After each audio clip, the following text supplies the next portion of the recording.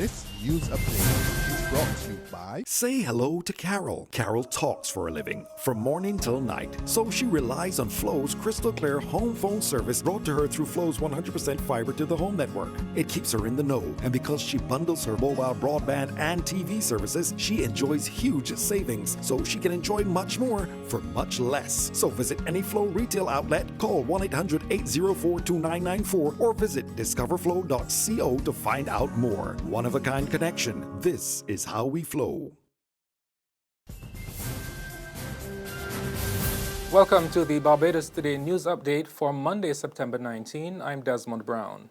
Stakeholders of the social partnership agreed that their meeting this morning must develop real implementable solutions to the country's social and economic problems.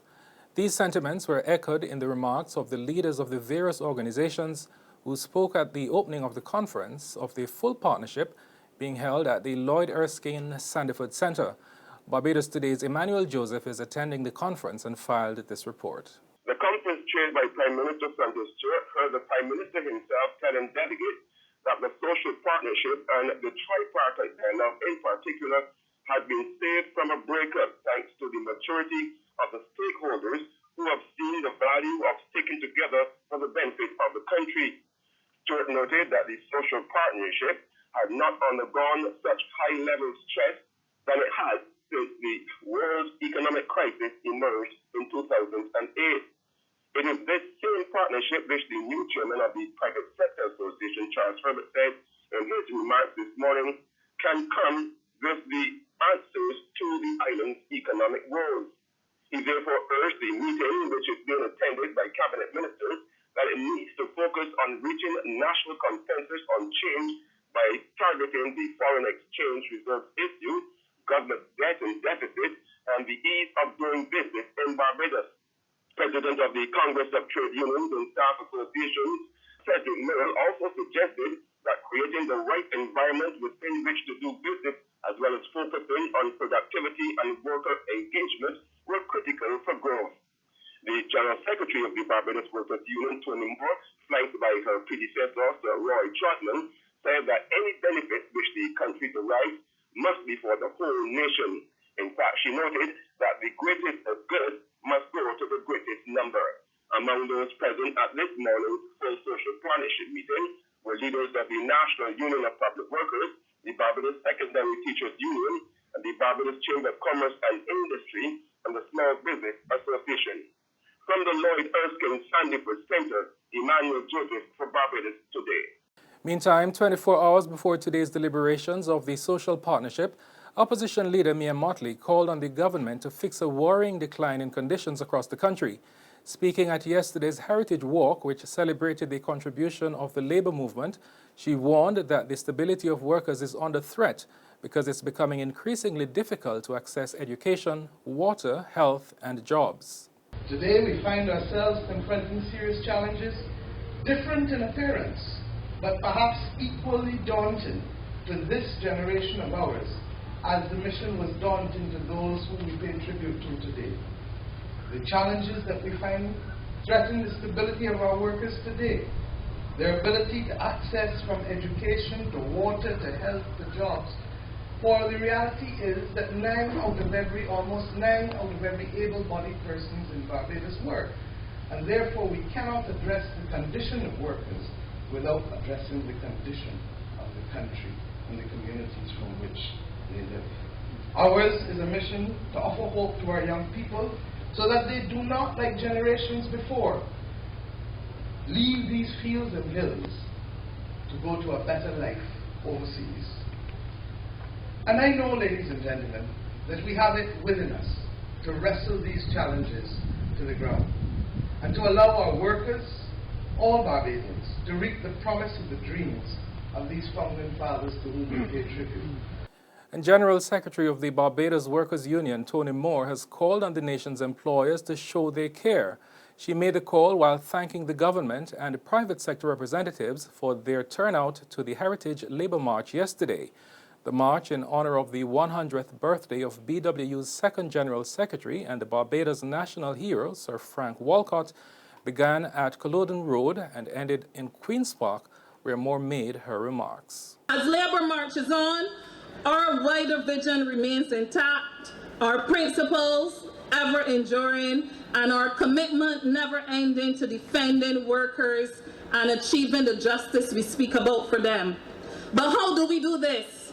Not by shying away from responsibilities, as some may suggest, not by refusing to embrace modern times and modern thinking, as others may want you to think, but by advancing in these regards while seeking to ensure that a community, a sustainable community, is what we are building towards. And so this evening, again, we say thank you. Thank you for honoring labor. But we look forward to your continued show of how much you value labor and how much you respond to the needs of working class people and their families. In sports, axed West Indies head coach Phil Simmons could be contemplating legal action against the West Indies Cricket Board over his abrupt firing last week. Reports in the international media said the 53-year-old Trinidadian was expected to meet with his legal team in the coming days to discuss the matter and would then decide on a course of action.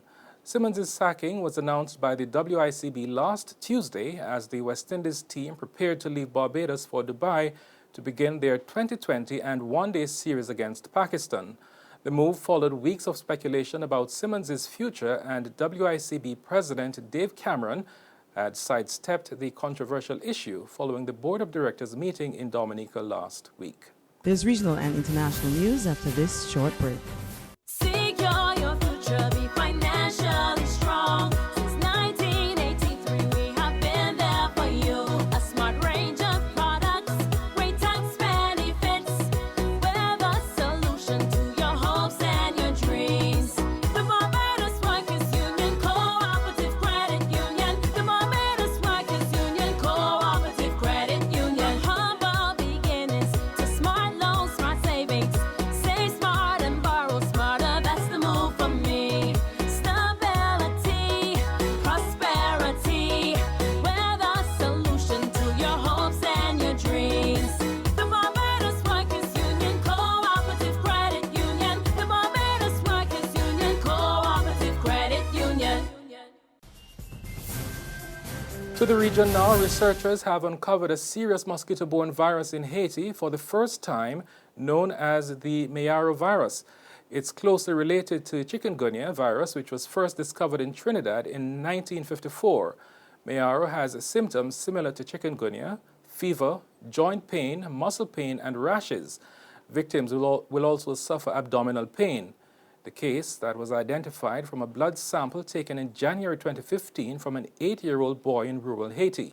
The news comes on the heels of a warning issued by the head of the Caribbean Public Health Agency, Dr. James Hospitalis, that the Caribbean should expect a dengue type 3 epidemic next year. Further afield to the U.S., where law enforcement officials have captured the suspect in yesterday's New Jersey bombings. Ahmad Khan Rahami was wanted for questioning in relation to Saturday's blast in the Chelsea area of Manhattan.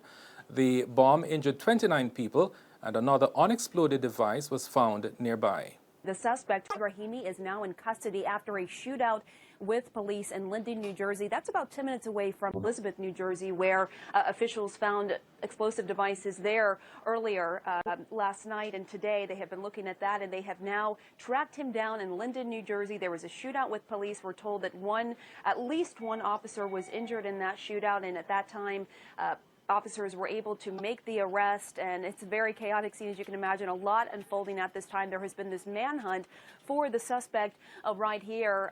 Shortly after the bomb exploded in Chelsea on Saturday night, they were able to identify Rahimi here through surveillance video. Another investigative manhunt was underway, and then we know that there was the device in Seaside, New Jersey that went off, and as well as the devices that were found as nearby in Elizabeth, New Jersey. And so officials connected him, the suspect here, to all three of those explosive devices, including the one on 27th Street in New York. And so they have been looking for him. They do believe he may be connected to others, that he may be part of a terror cell of some sort. That is still under investigation, but the fact that they have him in custody is a huge development in this investigation. And that's news and sports. But for the very latest, visit our website at www.barbadostoday.bb. Also, subscribe to our e-paper, email updates, and like us on Facebook. We are also on Izumi Media in bus terminals or Screenplay at supermarkets and gas stations near you, as well as Channel 99 on Flow TV. I'm Desmond Brown.